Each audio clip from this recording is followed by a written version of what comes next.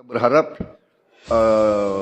di daerah Papua pun harus ditanam kelapa sawit. Bener-bener duta sawit. Dikit-dikit sawit. Sekalian aja tuh depan rumah tanamin sawit. Jalanan yang berlubang di lampu tuh tanamin sawit juga tuh pasti subur. Ketutup tuh jalannya, mudah-mudahan jalannya tuh bener sendiri tuh gara-gara apa? Gara-gara sawit. Sawit nomor 1 di Indonesia tuh pohon paling berdampak untuk masyarakat, sawit. Kenapa ya kita nggak nanam pohon cendana aja ya? Begini jadinya kalau memiliki seorang pemimpin yang memiliki background sebagai pebisnis dan memiliki perkebunan kelapa sawit. Begitu melihat lahan kosong atau hutan yang kosong, muncul ide untuk menanam kelapa sawit. Nah, apakah Papua akan menjadi the next Sumatera? Apalah yang ada di pikiran Bapak ini ya? Belum lama ini bencana besar terjadi di Sumatera akibat penggundulan hutan, pengalihan fungsi hutan dijadiin lahan sawit. Sekarang Pak Prabowo berpikiran Papua juga mau ditanam sawit katanya supaya orang-orang Papua menikmati minyaknya. Lah sekarang Freeport loh, tambang emas puluhan tahun di Papua kagak ada mereka yang menikmatin, yang kaya ya oknum-oknum itu aja, segelintiran orang-orang itu aja. Rakyat dapat apa? Dapat apesnya. Pak Prabowo jangan serakah, jangan merusak hutan yang ada di Papua hanya untuk menanam sawit. Memang sawit memiliki nilai ekonomis, tapi daya rusaknya sangat luar biasa. Pak Prabowo harus belajar dari Sumatera bagaimana hutan dibabat habis, berganti alih fungsi menjadi lahan sawit. Tentunya sawit tidak menyerap air yang sangat banyak ketika datangnya hujan, tapi dia merusak ekosistem yang telah ada. Banyak habitat yang telah dirusak oleh keberadaan sawit ini. Ini pernyataan absurd apa lagi?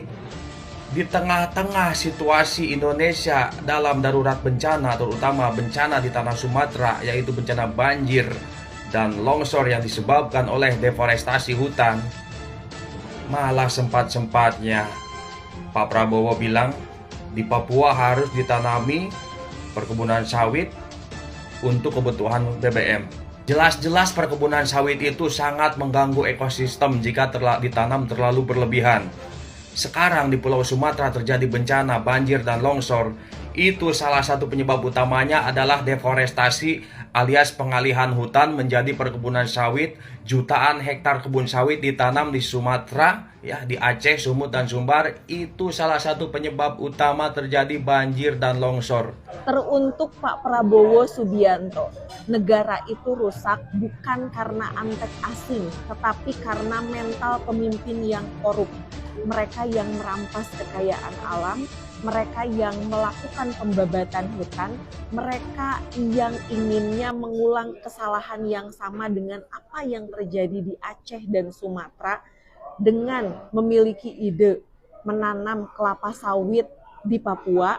Mereka yang mengaku dirinya demokrasi tetapi padahal perilakunya anti demokrasi, mereka yang mengatasnamakan kepentingan rakyat padahal untuk kepentingan pribadi dan yang haus akan kekuasaan, maka yang terjadi adalah tata kelola pemerintahan yang buruk dan sengaja memiskinkan rakyat. Kita memang harus memutus mata rantai pemimpin yang serakah, pemimpin yang korup dan mengedepankan arogansi kuasa.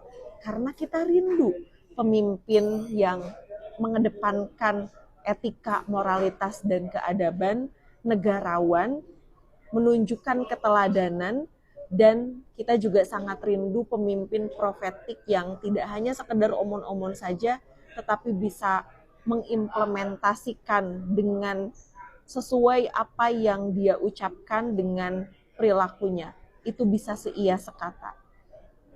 Teman-teman, alerta karena tidak ada yang baik-baik aja sampai hari ini yang kemudian terjadi akibat bencana ekologis di Sumatera.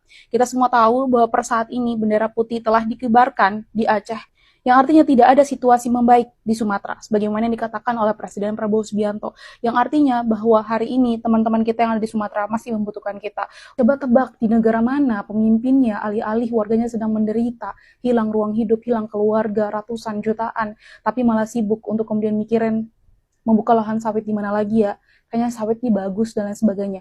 Apakah kita, warga Indonesia, mendengarkan permintaan maaf dari seorang Bapak Prabowo Subianto atas berbagai macam ucapan-ucapan kontroversialnya? Kita semua tahu tentang bagaimana kemudian luasnya, banyaknya bisnis seorang Prabowo Subianto Pak, Bapak tahu nggak sih kalau misal akibat dari bencana ekologis ini yang disebabkan oleh kerusakan lingkungan yang luar biasa, yang kita juga tahu bahwasanya bisnis Bapak ada di sana, ini nggak cuma ngomongin tentang bagaimana kemudian ribuan korban yang meninggal dunia dan masih bertambah, ratusan yang masih hilang, jutaan yang kemudian terdampak, tetapi juga tentang ruang hidup mereka, tentang hak dasar mereka yang juga hilang dan juga lenyap, Pak. Ratusan bayi mereka kelaparan, minim gizi, minim susu, ribuan sekolah itu lenyap dan artinya akses pendidikan juga tidak akan bisa. Bapak tahu nggak kalau misal hari ini para mafia-mafia tanah yang kita nggak tahu mereka siapa, mereka sedang berburu tanah, bahkan di tengah kita melihat bagaimana kemudian dampak bencana alam yang sangat luar biasa. Karena gue pribadi jadi ragu sama pemerintahan hari ini. Kenapa? Karena alih-alih harusnya dengan rasa kemanusiaan mereka benar-benar peduli dan memprioritaskan apa yang terjadi di Sumatera, karena itu bukan hanya sekedar angka, itu adalah manusia, alam, dan juga ruang hidup. Kita malah melihat bahwa mereka yang ada di atas sana malah sibuk memperdebatkan soal istilah. Bapak Prabowo Subianto malah sibuk untuk kemudian menyalahkan asing, malah sibuk untuk menyalahkan rakyat, malah sibuk untuk mempertanyakan ini tidak pantas untuk sebagai bencana nasional, padahal udah jelas-jelas ratusan korban, ribuan jutaan ruang hidup yang kemudian hilang sampai hari ini. Para pejabatnya malah sibuk untuk pencitraan, para pejabatnya malah sibuk untuk kemudian menjilat, ngomong kalau semisal 90% listrik udah menyala, padahal faktanya kita melihat dengan cukup sangat nyata bahwa di Sumatera masih gelap gulita. Sampai detik ini, sampai saat saya berdiri ini dan Bapak wawancara saya, lampu belum ada hidup. Satu, tenda. Tidak apa-apa, walaupun di sini warga udah bangun rumah, bangun posko yang banyak, warga bantu warga, Bapak mendirikan satu tenda. Pahlawan. Kalau listrik sempat nyala kemarin, saat Prabowo datang. Iya, sempat nyala. Presiden datang. Iya, Tapi setelah itu mati lagi. lagi. Jam 10 malam terakhir hidupnya. Untuk situasi hari ini yang ada di Sumatera, di mana masih jauh dari kata pulih, kita cuma punya sesama kita. Kita tidak punya pilihan lain selain warga bantu warga. Bersuara lebih lantang, berisik lebih keras, dan mari sama-sama kita membantu teman-teman. Tolong kita sebarluaskan bagaimanapun fakta-fakta yang kemudian disebarkan oleh teman-teman relawan yang ada di sana, bahwa Sumatera masih butuh banyak bantuan, bahwa Sumatera masih gelap gulita. Tentu situasi hari ini semakin darurat, karena ternyata teman-teman relawan, teman-teman influencer yang mereka berani speak up, mereka berani update tentang bagaimana kemudian fakta-fakta yang terjadi di Sumatera yang jauh dari kata pulih, apalagi baik-baik aja. Mereka justru hari ini banyak yang dibungkam, diancam, dan juga diteror. Banyak postingan-postingan mereka memperlihatkan fakta yang ada di sana terpaksa harus di-take down, teman-teman. Ya Allah lindungi Bilqis, ya Allah sehatkan Bilqis, ya Allah jaga Bilqis, ya Allah sayangi Bilqis, gitu.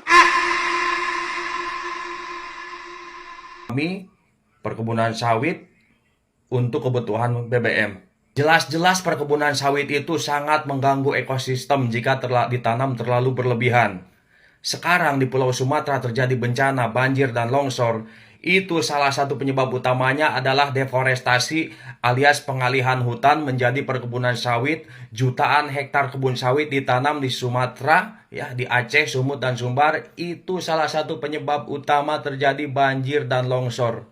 Sekarang tragedi bencana ini belum teratasi. Masih banyak warga yang kelaparan di daerah terisolasi, infrastruktur hancur, lahan-lahan tertimbun, puluhan ribu rumah hancur.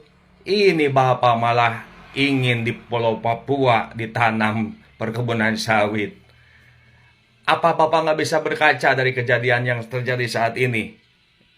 Dari dampak akibat deforestasi terlalu berlebihan. Di mana rasa empati Bapak sebagai presiden? Bapak hanya peduli pertumbuhan ekonomi. Sementara nasib rakyat tidak diperhatikan, nyawa rakyat dipertaruhkan.